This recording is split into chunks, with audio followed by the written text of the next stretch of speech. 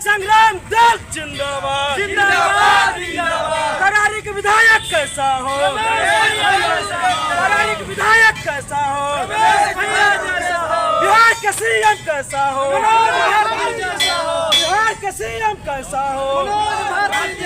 अरे क्यों पड़े हो चक्कर में, कोई नहीं है टक्कर में। अरे क्यों पड़े हो चक्कर में, कोई नहीं है टक्कर में। और अपना पूरा परिचय बताइएगा। मेरा नाम रमेश चंद्र रवि और मैं समतामूलक संग्राम दल का जिला महासचिव हूँ और फिलहाल अभी मैं पार्टी की तरफ से तरारी विधानसभा उपनिर्वाचन का प्रत्याशी हूँ। भोजपुर जिला का महासचिव। अच्छा, क्या उद्देश्य है? तरारी विधानसभा उपचुनाव में आप उतर चुके हैं, क्या कुछ लक्ष्य है या फिर? हाँ, लक्ष्य है, बहुत सारी लक्ष्य है हमारी। तरारी के लिए शिक्षा, स्वास्थ्य, रोजगार, बदहाल सड़कें हैं यहाँ की, सबको दुरुस्त करवाना है, यही लक्ष्य है मेरा।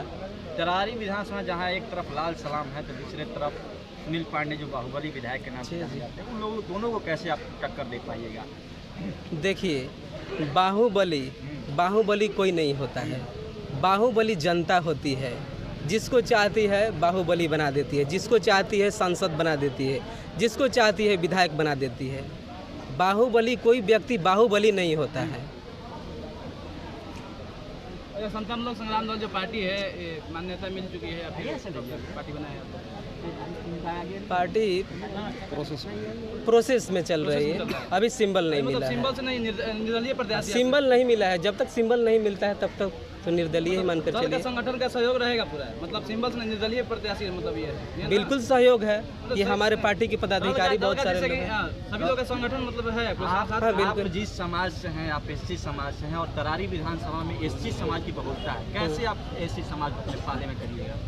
देखिए, एससी समाज के साथ बहुत सारी समस्याएं हैं। सबसे तो पहले उनको रहने के लिए घर नहीं है, तो पहले हम लोगों ने जो इसके पहले भी तरारी के लिए आंदोलन किए, मिले पूरे क्षेत्र की जनता से, हम लोगों ने गांव-गांव जा कर के कैंपेन किया, पता किए।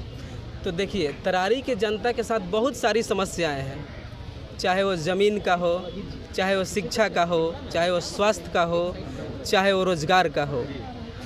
तो इन तमाम मुद्दों पर हम अपने दलित समाज को एकत्र करने का काम करेंगे। चलिए देखिए, राष्ट्रीय अध्यक्ष आप सर इस पार्टी के राष्ट्रीय अध्यक्ष हैं, आपके प्रत्याशी यहाँ से चुनावी मैदान में उतरना है, किस तरह से आप फाइट करने वाले हैं? हम लोग एक लाइन में मैं बता दूं कि हम लोग जनशक्ति के माध्यम से लोकतंत्र के मजबूत करने के लिए हम लोग क्षेत्र में उतरे हैं।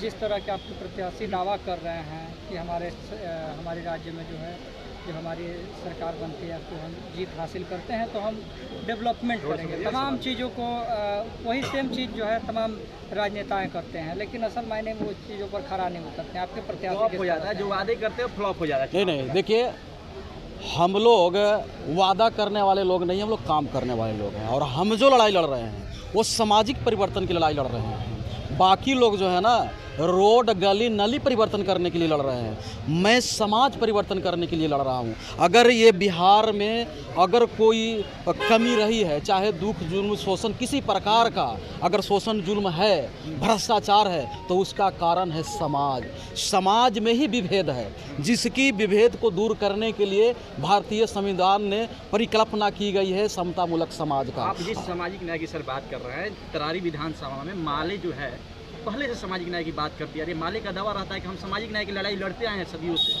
नहीं, हम उनकी जो विचारधारा है वो उनकी अमीरी गरीबी पर विचारधारा है। भारत में अगर वेदना संवेदना क्या अमीरी गरीबी पर है? अगर एक ही फैक्ट्री में काम करने वाला एक ब्राह्मण और एक चमार है तो क्या दोनों में भेद नहीं है? दोनों में भेद है जाति के आधार पर। भारत दुनिया से हट के सामाजिक व्यवस्था है। यहाँ वर्ग की लड़ाई नहीं है, यहाँ जात की लड़ाई है। तो हमने भी पढ़ा है मार्क्स ने कहा है वर्ग की लड़ाई, यहाँ तो वर्ग है ही नहीं। चूँकि जो पोल साइंस है वो कहती है कि वर्ग परिवर्तनशील है पर जात परिवर्तनशील नहीं है। अगर आज गरीब के बेटा ये मनोज भारती 1 करोड़ का मालिक बन जाएगा तो मैं अमीर हो जाऊंगा, पर ये मनोज भारती अगर डीएम भी बन जाएगा तो चमार से ब्राह्मण नहीं होगा। अगर चमार से ब्राह्मण होता, ब्राह्मण से चमार होता तो दीपंकर भट्टाचार्य नहीं लिखते, वो मजदूर लिखते या तो चमार लिख देते।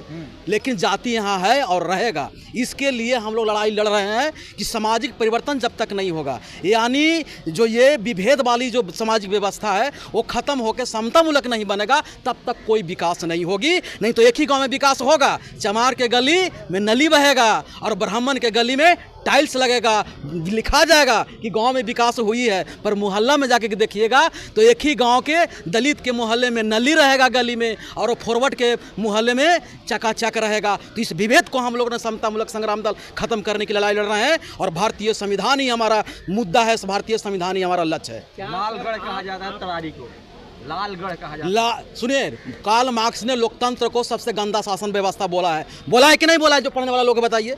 उन्होंने कहा है कि लोकतंत्र सबसे घटिया शासन व्यवस्था है। ये लोकतंत्र लाल वाला बोला, दीपंकर भट्टाचार्य हमसे बहस कर ले, इस मुद्दे पर बहस कर ले। ये गन वाला यानी बंदूक वाला और धन वाला भारतीय लोकतंत्र को नहीं चला सकता है। ये बुद्ध की धरती है जो शांति, जो हिंसा में विश्वास नहीं रखता, हिंसा परमो धर्म मानता हो, वो भारतीय लोकतंत्र को चला सकता है। यहाँ अशोका सम्राट तब महान हुए जब तलवार को उन्होंने फेंका था और शांति की बात की थी, तब महान हुआ था। कोई भी हथियार और धन से लोकतंत्र को नहीं चला सकता। समतामूलक संग्राम दल जन से लोकतंत्र को चलाने आई है और हम जनता से चला के दिखाएंगे। इसीलिए मैं अपने दल का समतामूलक संग्राम में निर्णय लिया है कि हम टिकट बेटवा पाची नहीं है, बहुत सा पार्टी घूम रहे हैं, रोज कैंडिडेट बदल जा रहा है, रोज बदल जा रहा है। क्यों? क्योंकि वो टिकट के दुकान खोले हुए हैं। हम यहाँ जनता के बीच में सब दिन काम जो करने वाला व्यक्ति है पार्टी, उसी को चुनाव लड़ाएंगे और हम लड़ा रहे हैं। एक सवाल ये है, आपने कहा कि चमार की, तो क्या मनोज भारती और एसएसपी सिर्फ जातों की लड़ाई लड़ना चाहती है या जमात की लड़ाई लड़ना चाहती है? कौन? आपकी पार्टी सिर्फ जाति की लड़ाई या जमात? नहीं, जाति व्यवस्था को तोड़ने की लड़ाई लड़ रही है। जब तक व्यवस्था खत्म नहीं होगा, जब तक भारतीय संविधान का जो सपना है वो पूरा नहीं होगा। बाबा साहब ने कहा है कि जब तक सामाजिक और आर्थिक समानता भारत में नहीं आएगी तो ये भारतीय संविधान काम नहीं करेगा। 100 साल पूरे होने पर विद्रोह हो जाएगी। कौन सी पार्टी यहाँ सामाजिक समानता की लड़ाई लड़ रहा हो या काम कर रहा हो? कौन सी पार्टी यहाँ आर्थिक समानता की बात कर रहा हो? मोदी जी कहते हैं कि सिंघाड़ा बेचना रोजगार है तो बेचवाओ ना अडानी से। गरीब के बेटा के रोजगार बता रहे हो कि सिंघाड़ा है और छोला भटूरा है और बाकी के बेचवा रहे हो कंपनी, तो ये नहीं चलेगा। यहाँ आर्थिक समानता होनी चाहिए। आज क्या कारण है कि गरीबों की जनसंख्या भी बढ़ रही है और अमीरों के भी? बताइए, अमीर की संपत्ति बढ़ रही है और गरीब की जनसंख्या यहाँ बढ़ रही है। आज तो 80 करोड़ जो है 5 किलो अनाज पर आ गया है यहाँ का जनता, तो ये कैसे बढ़ गई? यानी यहाँ गरीब होते जा रहा है, अमीर होते जा रहा है। यहाँ आर्थिक वितरण जो है सरकार के द्वारा वो एक पक्षीय हो रही है। एक आदमी को अमीर किया जा रहा है, दूसरे आदमी को गरीब किया जा रहा है। यहाँ नौकरी देखिए ना, तेजस्वी जी हल्ला कर रहे हैं कि मैं तो नौकरी दे रहा हूँ। किनको नौकरी दिया है इन्होंने? आपको पता है कि बैठे थे उनको दिया? जी नहीं, एग्जाम में वो बैठे जिसके पास डीएलएड का डिग्री था, जिसके पास बीएड का डिग्री था।